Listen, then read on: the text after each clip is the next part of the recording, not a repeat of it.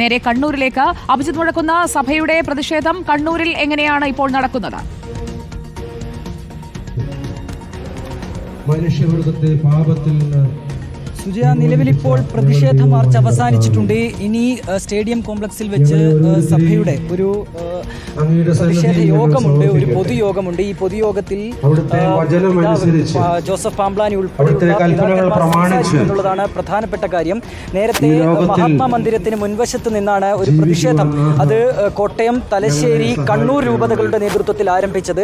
വായ മൂടിക്കെട്ടിക്കൊണ്ടായിരുന്നു ഈ പ്രതിഷേധമുണ്ടായിരുന്നത്. നിരവധി വിശ്വാസികളും ഒപ്പം തന്നെ കന്യാസ്ത്രീകൾ ഉൾപ്പെടെയുള്ളവർ ഈ പ്രതിഷേധത്തിന്റെ ഭാഗമാകുന്ന കാഴ്ചയാണ് നമ്മൾ കണ്ടത്. കഴിഞ്ഞ ദിവസങ്ങളിലൊക്കെ വിവിധ സഭകളുടെ പ്രതിഷേധം നമ്മൾ കണ്ടതാണ്. സമാനമായ രീതിയിൽ കണ്ണൂർ നഗരത്തിൽ കൂടിയുള്ള ഒരു പ്രതിഷേധ മാർച്ച് നമ്മൾ കണ്ടു.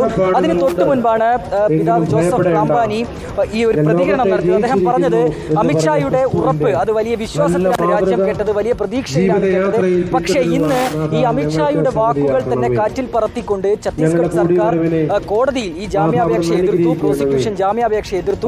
അങ്ങനെ ഒരു നീക്കം ഉണ്ടാകുമെന്ന് നമ്മൾ പ്രതീക്ഷിച്ചതല്ല. നാളെ ഇനിയിപ്പോൾ ഏതായാലും ജാമ്യാപേക്ഷയിൽ വിധി ഉണ്ടാകുന്നുണ്ട്. ആ വിധിയെ വലിയ പ്രതീക്ഷയോടുകൂടി തന്നെയാണ് തങ്ങൾ കാണുന്നത് എന്നും അദ്ദേഹം ഇന്ന് മാധ്യമങ്ങളോട് പ്രതികരിക്കുമ്പോൾ വ്യക്തമാക്കി. കൂടാതെ നിർബന്ധിത മതപരിവർത്തനം എന്നുള്ള ഒരു കാര്യമാണ് പ്രോസിക്യൂഷൻ ഇന്നും കോടതിയിൽ ആവർത്തിച്ചത്. അത്തരം കാര്യങ്ങൾ ഉണ്ട് എന്ന് വരുത്തി തീർക്കാൻ ചില തീവ്രവാദ സംഘടനകൾ ശ്രമിക്കുന്നു എന്നുള്ള വലിയൊരു വിമർശനം കൂടി മാർ ജോസഫ് പാംബ്ലാനിയുടെ ഭാഗത്തുണ്ടാകുന്നുണ്ട്.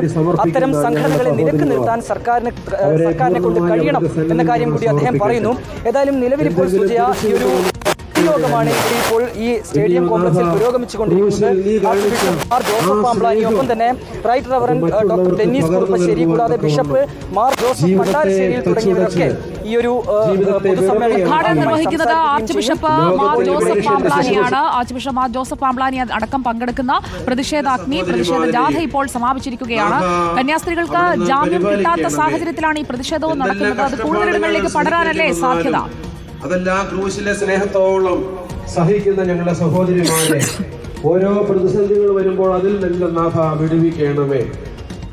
അക്കാര്യത്തിൽ സംശയമില്ല. കാരണം വലിയ പ്രതിഷേധം കഴിഞ്ഞ കുറേ ദിവസങ്ങളായി നമ്മൾ കാണുന്നതാണ്. അതിന്റെ ഏറ്റവും പ്രധാനപ്പെട്ട കാര്യം, ഈ രീതിയിൽ 2 കന്യാസ്ത്രീകളെ ജയിലിലടക്കുന്നു, അറസ്റ്റ് ചെയ്ത് ജയിലിലടക്കുന്നു, റിമാൻഡിലാകുന്നു. അവർ ഇപ്പോൾ 8 ദിവസമായി ജയിലിൽ കിടക്കുകയാണ്. അപ്പോഴും അവർക്കെതിരെ ചുമത്തിയിരിക്കുന്ന ആരോപണങ്ങൾ, കുറ്റങ്ങൾ എന്നുള്ളത് വളരെ ഗൗരവത്തിലാണ്. അതിൽ ഏറ്റവും പ്രധാനപ്പെട്ടത് ഈ നിർബന്ധിത മതപരിവർത്തനം, ഒപ്പം തന്നെ മനുഷ്യക്കടത്തടക്കമുള്ള കാര്യങ്ങൾ ഈ കന്യാസ്ത്രീകൾക്കെതിരെ ചുമത്തുന്നു. മനുഷ്യക്കടത്തായതുകൊണ്ട് തന്നെ അത് NIA കോടതിയുടെ പരിധിയിലേക്ക് വരുന്നു.